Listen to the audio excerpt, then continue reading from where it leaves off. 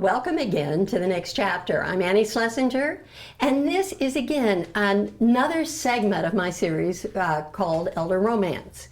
The Elder Romance piece really is trying to get an idea for all of us who are would fit into that category, how romance changes at our age and how our requirements are different and what we're looking for. And, you know, it is very different than, as I said before, you know, in the 60s when I was young and thinking of getting married and looking for a husband to be the father of my children. It was very different. And so today we have a couple who have a rather unusual twist on the entire thing. First of all, let me introduce you. It's Eric Joseph and Ava Gruden. Yeah. What is unusual about their situation is back when they were in high school, you two were together. As together as we are at that time, and then had a long absence, is that right? And now have come back together in your adult life. And not only have you come back together, but you also have written a book about it called The Last Dance. And so we're gonna just turn it over to both of you and let's hear the story about this. First, maybe a little bit about the romance. You know, how long ago it was that you were back in touch, you know, what prompted it all, you know. What is different about going back and, you know, connecting with someone who you were close with as opposed to just meeting that guy on the street. Anyway, let's get into this a bit, and then you can talk about the book too. Well, one thing that's true in this kind of reunion, and one of the things that we found, and it's reflected in the book as well, is that there is no bond quite like the bond that you have with the first person that you were ever in love with. Oh, interesting. And it's something that I don't know whether that's what you look for your whole life to return to or not, but it's something that you know, prompted us, and also is something that's discussed by the characters in the novel, that there's a number of places where there's certain things in their life that they were irreplaceable since they were with that person with whom they bonded all those years ago. Our bond was intense. You were high school sweethearts, right? 14. Yeah. When we turned 15, we set a wedding date. Oh wow! I knew it wasn't puppy love. It was deep and it was intense, and I carried it with me my whole life. And around the time of the 50th reunion, a mutual friend had talked to Eric. He knew I wasn't going, and he was disappointed but wanted my email address. That's how it restarted. Our last date was when I was 21. At the 50th anniversary show at the Cleveland Museum, and we were just in Cleveland on our book tour for Save the Last Dance, and it was at the Cleveland Museum that we had a session at their 100th anniversary show. So during this whole period, when you were adults and married to other people and running careers and whatnot, were you out of touch? Yes. And so was it a big deal getting back in touch again? I mean, or did you have any suspicions it was going to be like this? I was asked by our friend Gary if he could give Eric my email, that Eric had asked for my email address, and could he give it to him. And I reread that email, and it struck me as extraordinarily poetic. I wrote back and I said, of course you can. I always have had a chamber in my heart reserved for Eric Joseph. So I think what Eric is saying for me is right. There was a hollow that could never be filled again by anyone else. No one would ever love me like that. I would never trust anyone to love me that much afterward, because we become guarded with that first great love. It's all so open. It's so open. You don't have any clue that you can be hurt. I feel that, you know, when I see my grandchildren now falling in love for the first time. Yes. And I had a mother who just poo-pooed my first love. You know, it's not really anything, you know. And I can see that my heart was open at that point. Yes. That changes. What about trust? I assume that level of trust that you have when you're young is Yeah, it was bonded. very easily reestablished, very easily, and began to share things within the first couple of days.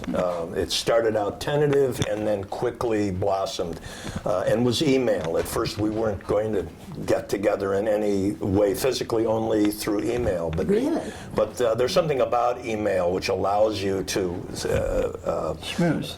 allows you to. Eva, you were going to add something about the sort of Eric emails. was saying yes. A romance in older age. But this is a romance in older age with this newfangled thing called email. And I don't think letters would have been the same. I wasn't ready to talk to him on the phone. He certainly was someone I was never going to let see me again. He had last seen me when I was 21. There's no way that he was ever going to see me again when I was in my late 60s. So there was a kind of freedom, the way you can tell secrets to strangers. But this was a stranger who I totally trusted. So, and with email, I could be different than I would have been talking, or certainly seeing him in person. I would never have gone deeply into feelings. I saw something new in emails because used to rattling off emails at work or whatever. You write them, you don't care how they're structured. When I began to reconnect with Eva, I spent hours, perseverating over various words and making sure they were accurate. And actually it was the literariness, at least the attempt at literariness, if that's a word, I don't think it's a word. I'll look it up later. Yeah. But it was that element about the emails that prompted us, or someone, to suggest to Eva that maybe there was time to write a novel or write a book which was based on the exchanges in email, because it hadn't been done before. Yes, and the novel is all in email and text. I want to just show So we pay homage. show the novel here, and also I will put it up on the screen so that you can really see what it's like. But I'm curious. I have heard the criticism of emails that like for online dating, that it really is a fantasy of our own imagination when we're sending these emails back and forth. But I think probably because you knew each other earlier, it was. But also, that's interesting, the fantasy, the imagination part of it, that's what makes one of the things that intrigued us as we began to put the novel together, is you have no third-person narrator to tell you, omniscient narrator to tell you, well, this is what the truth is, this guy's lying, this guy's making it up, this guy's exaggerating.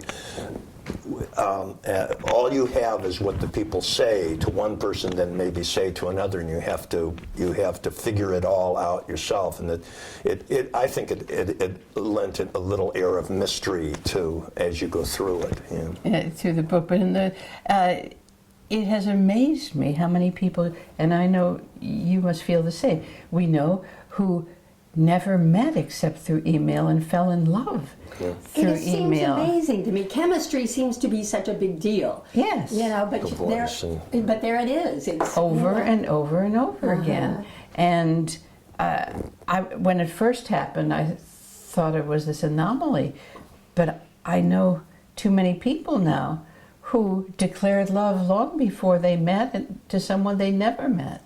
So this isn't so odd. Yes, yes. Given It's odd, that, but not it's so odd. It's odd. When you two then finally decide to see each other, talk about that a little bit. That must have been a big deal. Yes. Yes. And it was scary. Or phone call. Talk about the phone call. The first phone call. I remember that in the book that you were talking about. The first phone call really, for us, happened about a week after.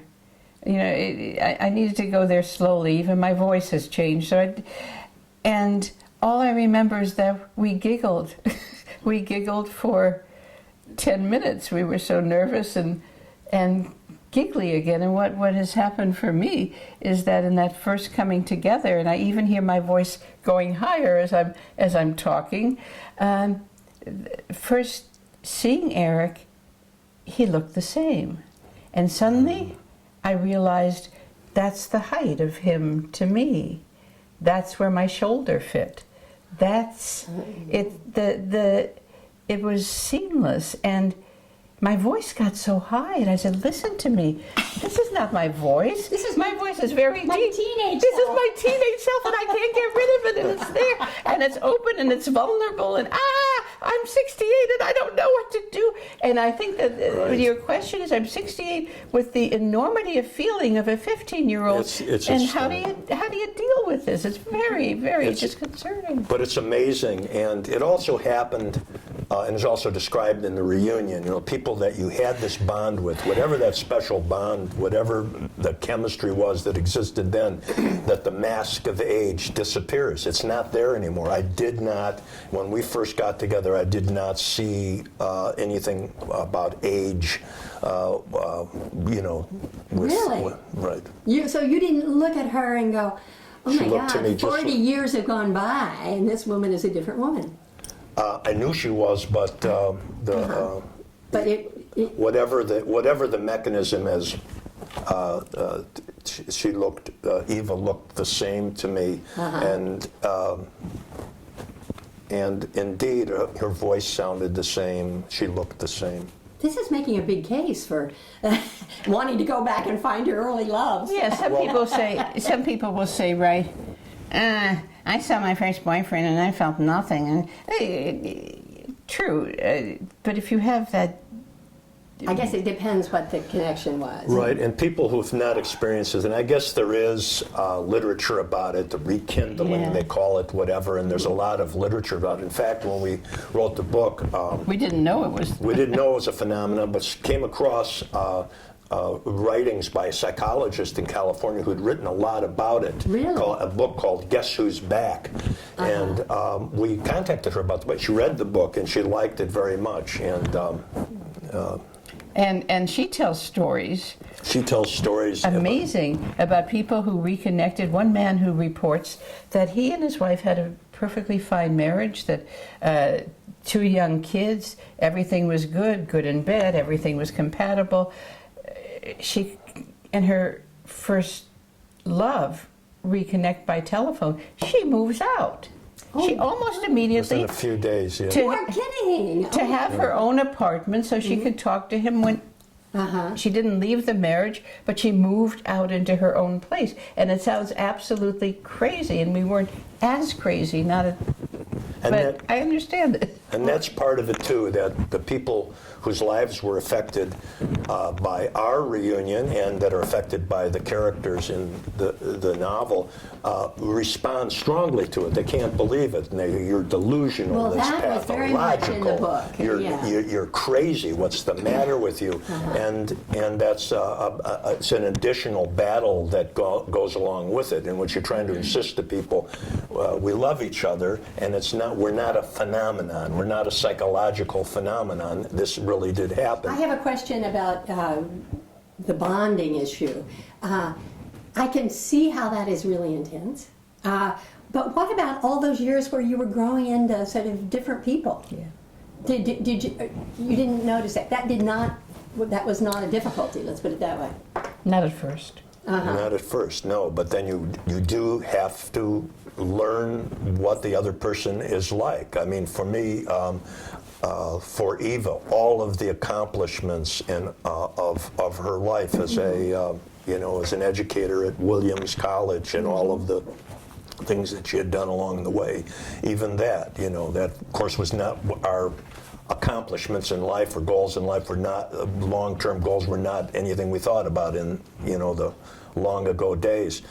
So yeah, there's a lot to adjust to. Yeah. Can I ask you what broke you up back then? Did you talk about it? I mean, when you were saying you were going to marry him. At 16, what broke us up, I think, was testosterone poisoning, I call it. You mean just needing to know other people? That kind of needing to know other people. Yeah. Don't you think? I mean, guys in particular suddenly have an impulse. Yeah. when they're 16 and adorable looking, to I'm take sure, Eric, you were advantage. very adorable looking. No, if we had stayed together, even if we had gotten married when we were 21, 22, it would never have lasted. You think? I'm sure it would never have lasted. So you needed this time to mature and have other experiences. Yeah, I needed 50 years. I don't know, but nonetheless, probably. I don't know whether it would have happened. No, it's true, and it's. Yeah, I don't know. Mm-hmm. But you're obviously coming into this relationship carrying with you some of the wisdom that you've gleaned from, say, like previous relationships. So in some ways, at this age, you're reaping benefits that have. That's a good point. That you know what works for you and what doesn't work for you, what your needs are, And what hasn't worked, and what hasn't worked, and what feels so good now that it's back. I think the irony is that with Eric, I have more in common now, 50 years later, than with anyone along the way. That's strange to me in most ways. Our interests, humor, writing together. I mean, that was a new. We had both. Were you a writer also? I mean, I've written in the healthcare field, and I've written written books over the years in the field of healthcare management. Okay. But I hadn't written a novel. I'd written fiction, a novel-like things back when I was a teenager, but nothing since.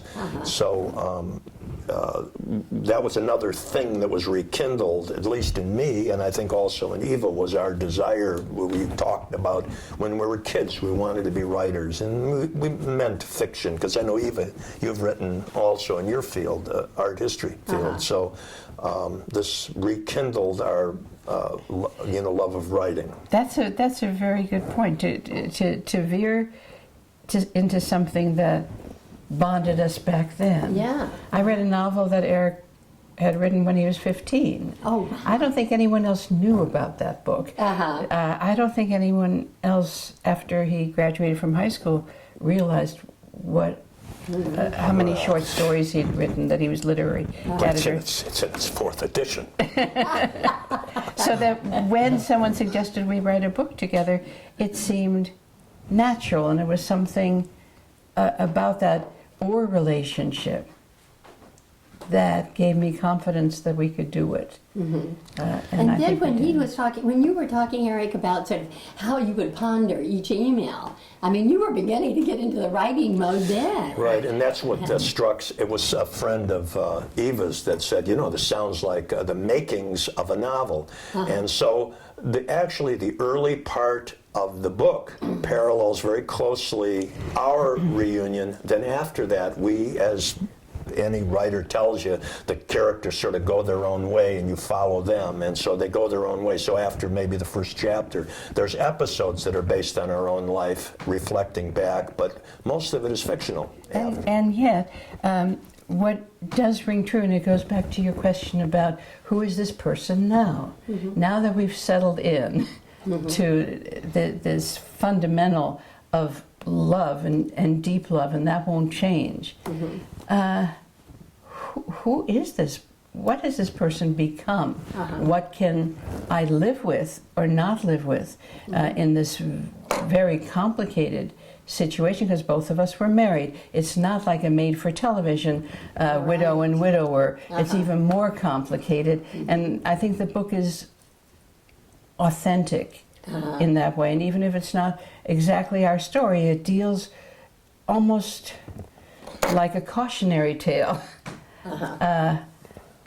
about the pitfalls of being so deeply in love again at this age, and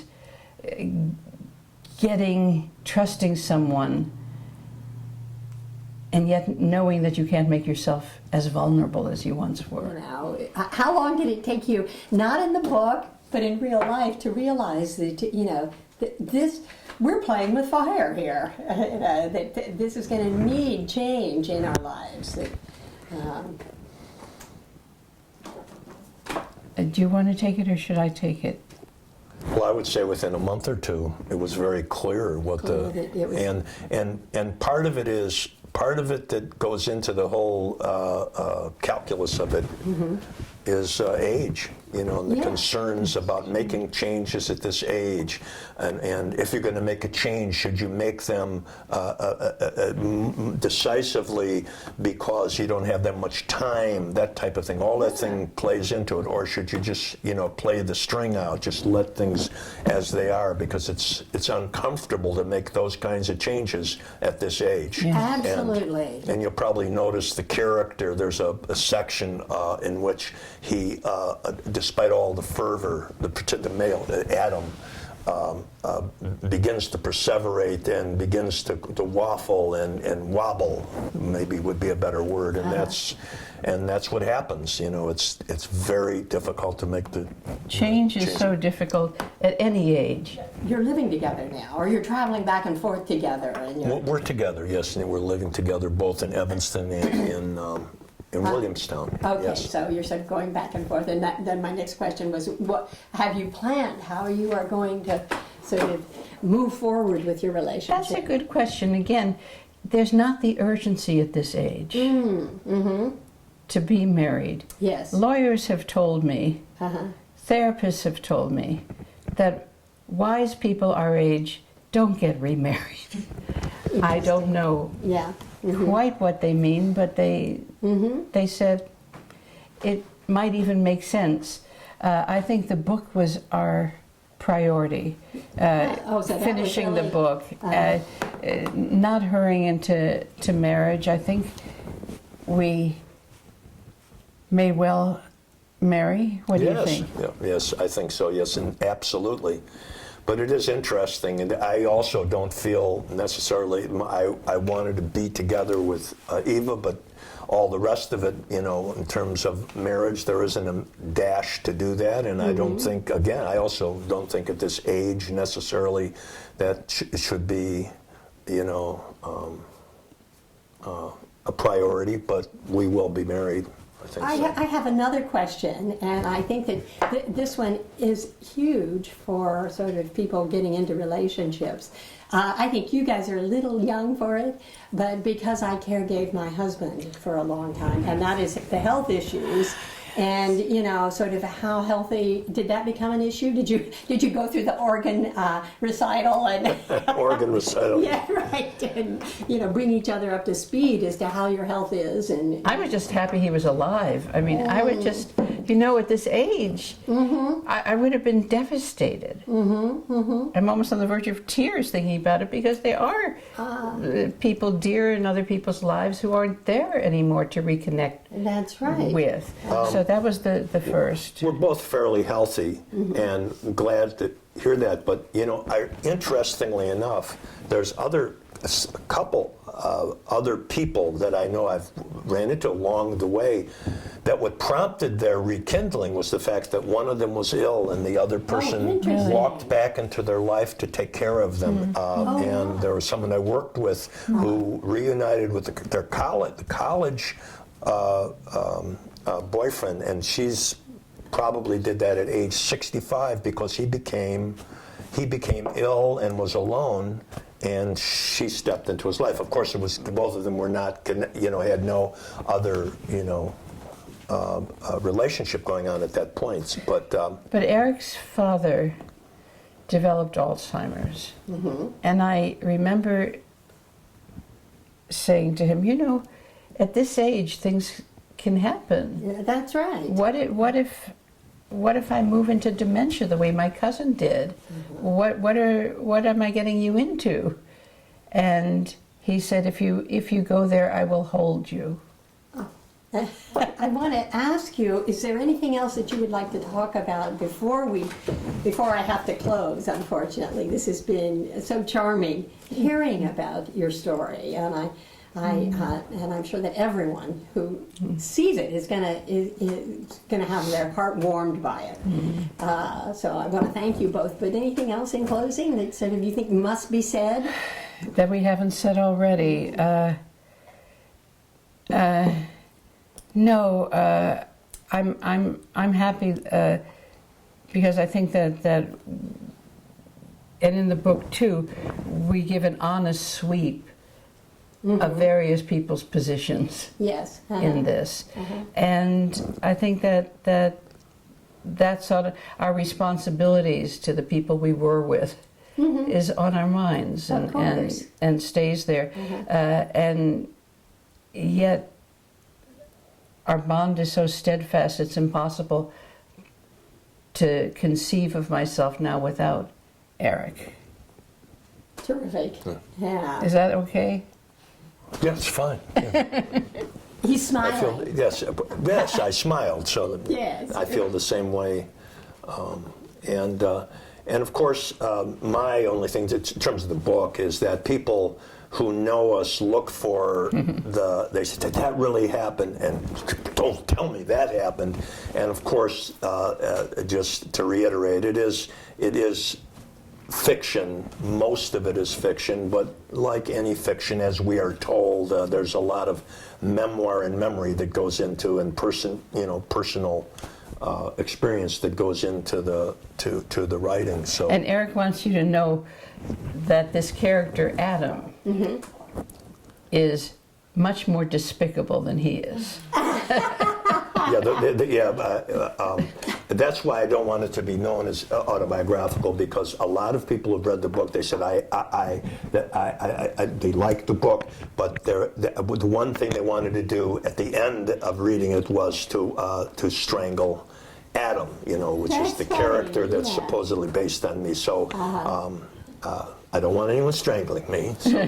That's right. Well, you were, I think, brave to be so honest, or at least let him go in that direction. Yes. But I read it and thought, oh my God, he's so funny. So It is a funny. That's right. So you did have sort of character traits that was a reprieve for you. So in saying that. That's true. Yeah. Anyway, thank you so Thank much you. for having been here with me Thank you. It's delightful. today. And good luck with your book, for goodness sakes. That's Thank you. right. And your life. Thank you. Yeah. And the Manchester bookstore, Northshire, has it on the shelves, so Terrific. people can get it. Wonderful. Okay, thank you. Thank you you. very much.